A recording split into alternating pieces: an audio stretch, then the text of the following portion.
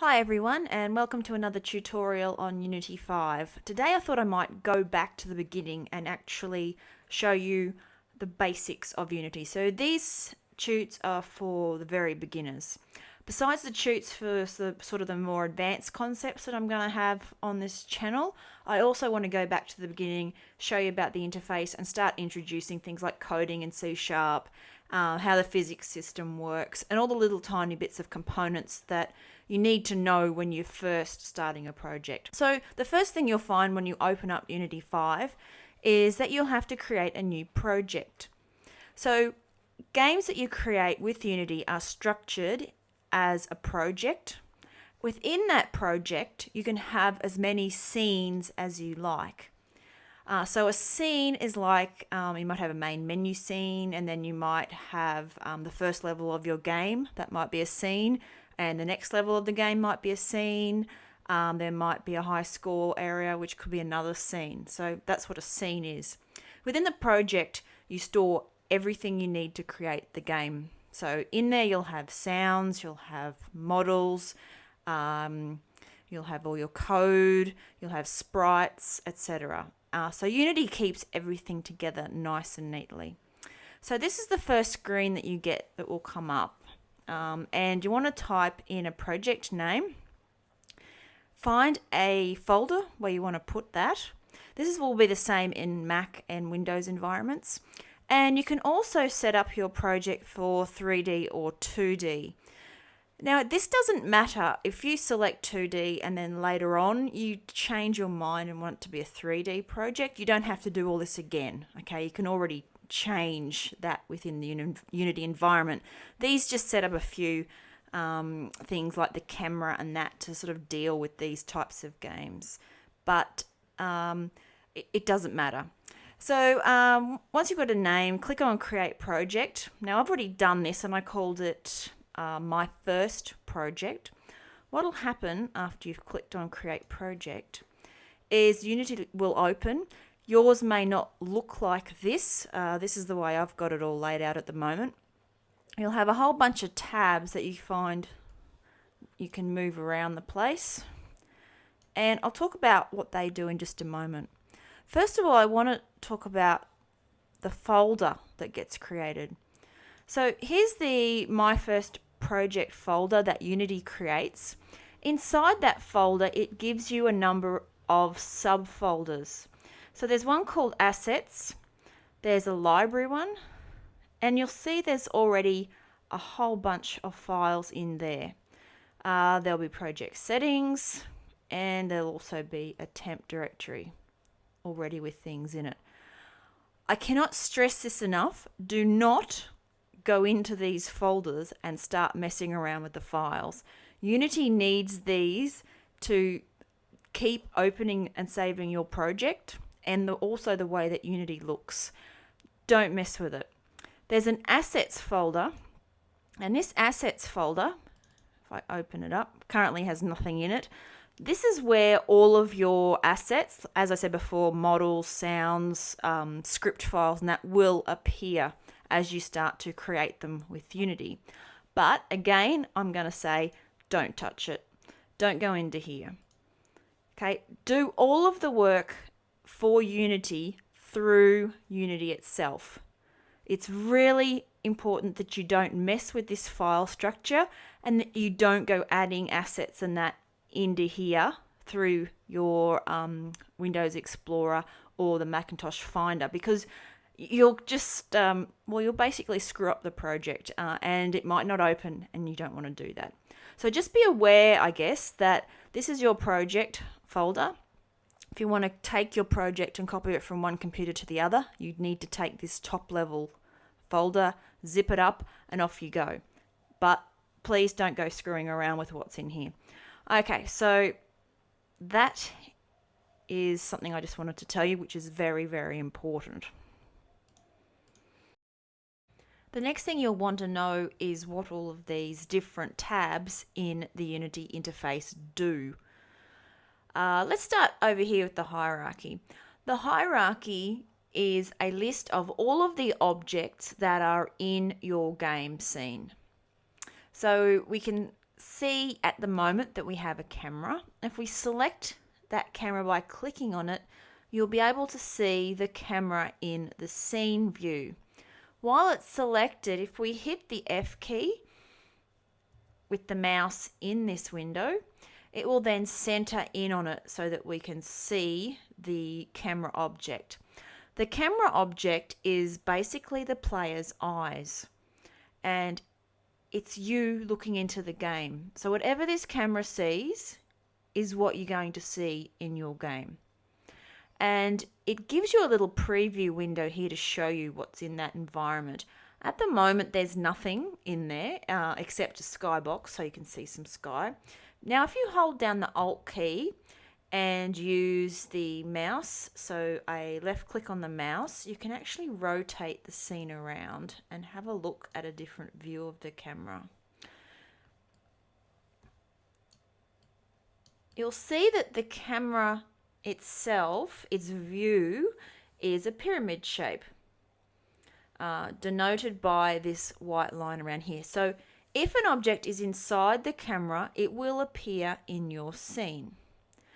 If an object isn't, it actually gets culled from the scene. There's no need to draw it if it's not within the camera's bounds.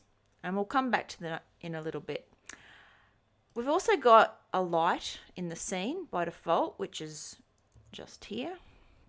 And that will provide a bit of light on the objects that we add. Now you can delete those if you don't want them and add other ones, but it's a good default to have a camera. Okay, next we have this game window here. This game window is essentially what this camera is seeing, which is why this here and this tab are looking at the same thing. Okay, so the game window is what the camera is seeing. It's what your game is going to look like when it's actually running. Now, if you find that this takes up too much real estate on the screen, what I do sometimes is actually put the game tab here behind the scene, because there's not a lot that'll go on inside this game window until your game is actually running. So it can kind of stay there, I guess. Okay, next we have, which is now very large, let's just slide it back there, we have this inspector window. The inspector window allows us to look at all the properties of the object that we have selected in the hierarchy, which is in the scene. Okay, and we can see that the camera has a few different sections of values that make up its properties. Let's add an object to the scene and we'll be able to have a look at these properties a bit better. So first of all, I use the menu because I'm old school with Unity. I've been using it since 2006. But you can also right click in the hierarchy to get that same menu come up. Let's go 3D object and add a cube. Okay, so there's our cube. And it's actually been attached to the camera, which is what we don't want. So I'll just drag that out. Okay, let's click on the camera. If we have a look in the camera preview, we can't see that cube. And if we use the Alt key just to move around a bit, can you see what has happened? Is that this cube is actually all the way around our camera. So the camera can't see it because it's inside it. If we select the cube, we can move it around. Now this might be where it's a good idea to bring our game window back so that we can actually see what the camera is seeing. Each object that you put into your scene has 3 axes. It has a y-axis, which is up, a z-axis, which is forward, and a x-axis, which is to the side. And they're always in these colours, which equate to the same as this little gimbal gizmo thing up in the top corner, which shows you which way you're kind of looking in your 3D environment. Now, just click back the camera, you'll see this is the camera's viewing volume, the pyramid, and we want to move this cube inside this space so that we can see it in our scene. So if I click back on the cube, I'll grab it by the z-axis and drag it forward, and look, it appears inside of the camera's viewing volume. So it's inside that pyramid. Now to get these axes to move, you hit the W key. If you want to rotate an object, when it's selected, you can press the E key and then you can move it like this. Okay, so that's for rotation. And then if you want to resize it, you can hit the R key. And you can resize it, the whole thing, using the little white square in the middle. Or if you only want to resize along a particular axis, you can just select that. Okay, so that's a real quick introduction to moving our cube around. What I was wanting to talk about was the inspector window. So what I'm going to do actually is grab this hierarchy and bring it over here. Makes our job a little bit easier looking between what we've got selected in the hierarchy and what the inspector has. So as we click through these objects that are in our scene, you can see these values here change. So the cube object has a number of different properties. First of all, it has a transform property, which give you its position in space, its rotation, and its scale. You can change these by hand. I'll put that to 1, and you'll see that it moved. Put back to 0. And I can change this rotation. If I put the mouse over the label for the box, you can actually drag the mouse to move things around. You can set it by hand, or as we did before, you could go select the cube, hit the E key and rotate it that way. And all of these things are linked. Okay, so they always stay in sync. Next, it has a cube mesh attached to it. This is the model that you are seeing, which is a cube mesh. Then we have a collider, which is used by the physics system. And then we have a renderer, which is used by the rendering system. Funny that. And this is where we will define the colors and what it actually looks like. So whether it's going to be shiny or whether it's going to be matte appearance, whether it's going to have bumps, that type of thing. And we'll look at that in another tutorial. Okay, the next tab that we've got here is called the console. The console is mostly used for error messages. You can also put debugging messages in your code, and when they run, they will all appear in a list down here. We haven't done any coding yet, so it's very unlikely we're going to have any errors to have a look at, but this is the console. And you can easily get rid of that console if you don't want it there. I actually don't know why mine is down the side. I usually have it along the bottom of my project. Let's just see if I can put it back there like that. This is the usual setup that I do, of course, with that hidden, so that I have as much scene visible as possible. My objects in the hierarchy are close to the inspector so that I can see which ones I've got selected. The last tab that we'll look at in this video is the project tab. The project tab collects all of our models, materials, scripts, sounds, fonts, and anything that is going to be used in creating your game. So things that you put in this project folder won't appear in your game scene until they're added to the hierarchy. You'll see in the project tab that there is an assets folder. This assets folder is the same assets folder I showed you at the beginning, which is in our file structure.